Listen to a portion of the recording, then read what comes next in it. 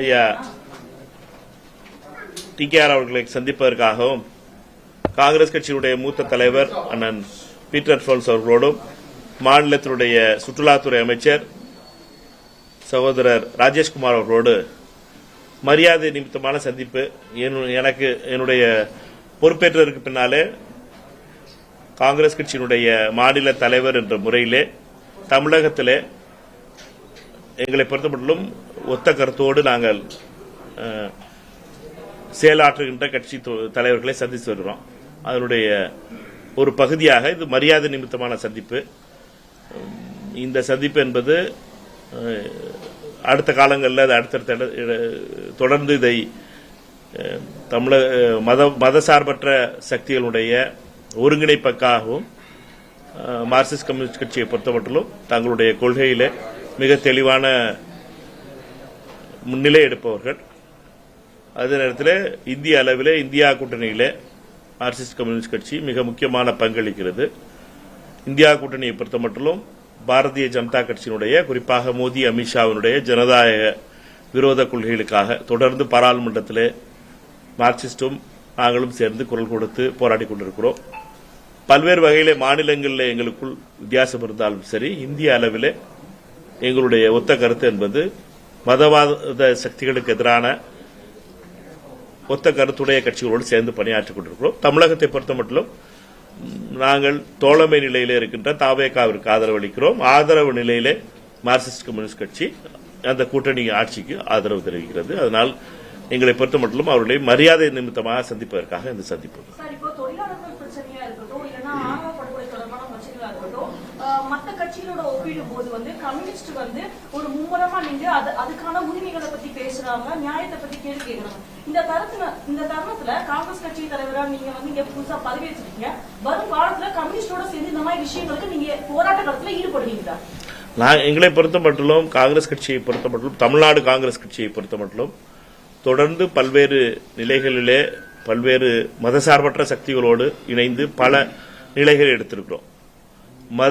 மதசார்பற்ற சக்திகள் எல்லாரும் ஒன்று சேர்ந்து நிலைகள் எடுக்கின்ற பொழுது நீங்கள் சொல்கின்ற ஒவ்வொரு விஷயங்களாக இருக்கட்டும், தொழிலாளர் சம்பந்தப்பட்ட பிரச்சனையாக இருக்கட்டும், அதே நேரத்தில் ஆணவ கொள்ளை பிரச்சனைகளாக இருக்கட்டும், எல்லாம் வரும் பொழுது அமர்ந்து பேசி அதற்கான முடிவுகள் எடுப்போம். பிரச்சனைகள் அடிப்படையிலான இஷ்யூ பேஸ்டு கோஆர்டினேஷன் என்பது இருக்கும்.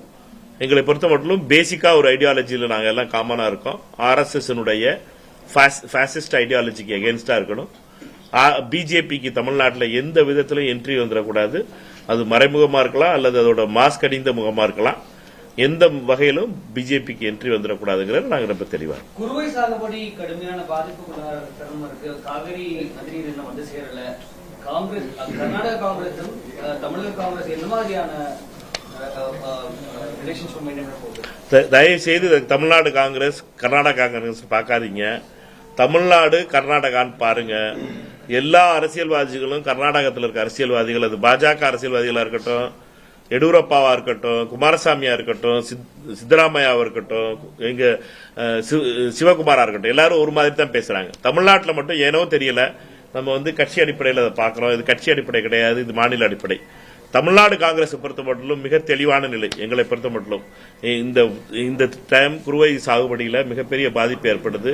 நியாயமா நமக்கு கிடைக்க வேண்டிய தண்ணீரை விடணும். அதற்கு பல காரணங்கள் சொல்லிக்கிட்டு இருக்கிறது பிரயோஜனம் கிடையாது. அதுவும் குறிப்பிட்ட அதோட காம்படென்ட் அத்தாரிட்டிங்கிறது காவிரி மேனேஜ்மெண்ட் போர்டு. அது வெறும் பூசி மொழுகிற முடிவுகள் எடுக்கக்கூடாது. தெளிவான முடிவு உச்சநீதிமன்றத்தினுடைய தெளிவான தீர்ப்புகள் இருக்கு. அதை பேஸ் பண்ணி அவர்கள் கர்நாடக அரசை தண்ணீர் விட சொல்லணும் என்பதுதான் எங்களுடைய நிலை. இன்னைக்கு நேற்று நான் அதற்காக அறிக்கை கொடுத்திருந்தேன். இன்னைக்கும் முன்னாள் முதலமைச்சர் அண்ணன் பழனிசாமி அவர்கள் தேவையில்லாம வீம்பு விலைக்கு வாங்கினதுக்காக சொன்னதுனால நான் சொல்ல வேண்டியதா போச்சு. அதனால எங்களை பொறுத்தப்பட்ட எங்களுடைய நிலை என்பது தமிழ்நாடு ஒன்றாக இருக்கிறது. சட்டமன்றத்தில் நாங்க எல்லாரும் ஒன்னாத்தான் குரல் பேசினோம். ஆனா இதுல கன்சல்டேஷன் இருக்கணுங்கிறத எங்களுடைய கட்சிகளுக்குள்ள உள்ள கன்சல்டேஷன் இந்த விஷயத்துல ஏனோ தமிழ்நாட்டில் மிஸ் ஆகிட்டே இருக்கு. தனித்தனி நிலையை எடுத்துக்கிட்டு இருக்கோம். ஒரு இடத்துல உட்கார்ந்து பேசி ஒரு நிலையை எடுக்கிறதுக்கான முயற்சிகளை தொடங்கணும். ஒருத்தர் மேல ஒருத்தர் பழி போடுறதும் காங்கிரஸ் மேல பழி போடுறதுனாலையும் இதற்கு தீர்வு கிடையாது. கடைசியா வேதனைப்பட போறதும் கஷ்டப்பட போறதும் விவசாயிகள்ங்கிறத மறந்துடாம நம்ம எல்லாரும் முடிவு பண்ணணும் எங்களுடைய கருத்து. கரூர் ஸ்டாம்பீட்ல உயிரிழந்தவர்களுடைய குடும்பங்களுக்கு அரசு வேலை அறிவிச்சிருக்காங்க. இதற்கு எதிர்ப்பு தெரிவித்து மதுரை உயர்நீதிமன்றத்தில் ஒரு வழக்கு. காங்கிரஸ் உடைய நிலைப்பாடு என்ன? இறந்தவர்களுக்கு அரசு வேலை கொடுப்பதற்கு ஒரு மிக்சட் ஒப்பீனியன் வந்துட்டு இருக்கு. நிறைய பேர் கஷ்டப்பட்டு படிச்சிட்டு இருக்காங்க. இவங்க இந்த சம்பவத்தை இறந்ததாலேயே அவங்களுக்கு இந்த வேலை வாய்ப்பு கொடுக்கறத பத்தி அவங்க மாற்று கருத்து இருக்கு. நிலைப்பாடு காங்கிரஸ் நிலைப்பாடு இதுல ரெண்டு விதமான பார்வை இருக்கு. ஒன்னு தோழர்களுடைய பார்வை, எங்களுடைய பார்வையும் அதுல ஒரு சின்ன ஒரு வேரியேஷன் இருக்கு. நாங்க பாக்குறது என்னட்டா அந்த விக்டிமாலஜி ஸ்டோரியா பாக்குறோம். என்னட்டா நீங்க அவர்கள் ஏழை மக்கள், ஏழை ரொம்பவும் கீழ்த்தட்டு மக்கள் நிறைய பேர் அந்த குடும்பங்கள்ல இருந்து இறந்திருக்காங்க. ஒரு விசாரணை நடந்துகிட்டு வருது. அது ஒரு பக்கம். ஆனா அதுல ஒரு விக்டிம்ஸா நம்ம பார்க்க வேண்டியதா இருக்கு. அவர்களுடைய வாழ்வாதாரத்தில் என்ன நடக்கணுங்கிறது ரொம்ப முக்கியமா இருக்கு. விக்டிமுக்கு எப்படி காங்கிரஸ் கட்சியை பொறுத்த மட்டும் நாங்க அப்பொழுது நடக்கும் பொழுதும் சரி, இந்த வழக்குகளை தள்ளி வச்சுட்டு நம்ம யோசிக்கும் போது, வழக்குகள் நடக்கும்போது தமிழ்நாடு காங்கிரஸ் கட்சியினுடைய சார்பாக நாங்கள் சென்று அவர்களுக்கு ஒவ்வொருவருக்கும் இழப்பீடு கொடுத்தோம். அந்த இழப்பீடு எந்த விதத்திலேயே அவர்களுக்கு அவர்கள் இழந்த விஷயத்தை இது கொடுக்க போறதில்லை. ஆனா அவ்வளவு பெரிய இழப்பு நடந்திருக்கும் பொழுது அவர்களுக்கு ஒரு வகையில் நம்மால் முடிந்ததை செய்ய வேண்டும்ங்கிறது எண்ணத்துலதான். அரசாங்கம் எடுத்திருக்க முடிவு, நீதிமன்றத்துடைய தீர்ப்பெல்லாம் முழுசா நான் படிக்கல. அதனால இன்னைக்கு தீர்ப்பு வந்திருக்குன்னு நினைக்கிறேன். அந்த தீர்ப்பை படிச்சுட்டு அதை பத்தி பேசுவோம். அதுக்கு முன்னாடி நீதிமன்றத்தை தீர்ப்பை பத்தி முதல்ல சொல்றது நியாயமா இருக்காது. திட்டத்துல ஒரு முக்கியமான திட்டமா மகளிர் விடியல் பயணம். இதுல இப்ப அந்த வார்த்தை விடியல்ங்கிற வார்த்தையை நீக்கிட்டு மகளிர் பயணம்ங்கிற வார்த்தையை மட்டும் உபயோகப்படுத்துறாங்க. இது சரியானதான் நீங்க நினைக்கிறீங்களா? அட்மினிஸ்ட்ரேட்டிவ் சேஞ்சஸ் எப்பவுமே நடந்துகிட்டு வருது. திட்டத்தை நிறுத்தக்கூடாது. பேரு என்ன பேனர் வேணாலும் ஒட்டிக்கிறீங்க. எல்லா இடத்துல எல்லா அரசுகளும் நடக்கிறது தான். அரசாங்கங்களை பொறுத்த மட்டும் அட்மினிஸ்ட்ரேட்டிவ் மெக்கானிசத்துல இதை பேர்களை மாத்துறதுங்கிறது தொடர்ந்து நடந்துகிட்டே வருது.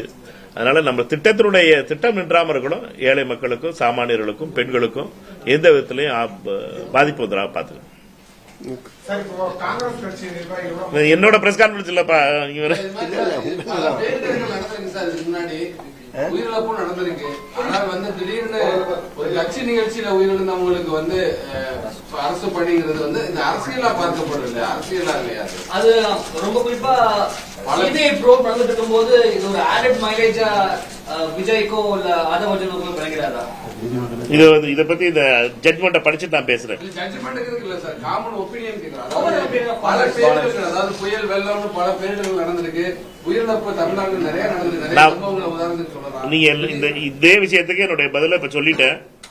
அதனால நீங்க கேட்கிற கேள்விக்குள்ள பதில தனியா ஜட்மெண்ட்டை படிச்சுட்டு பேசுவோம். சரியா?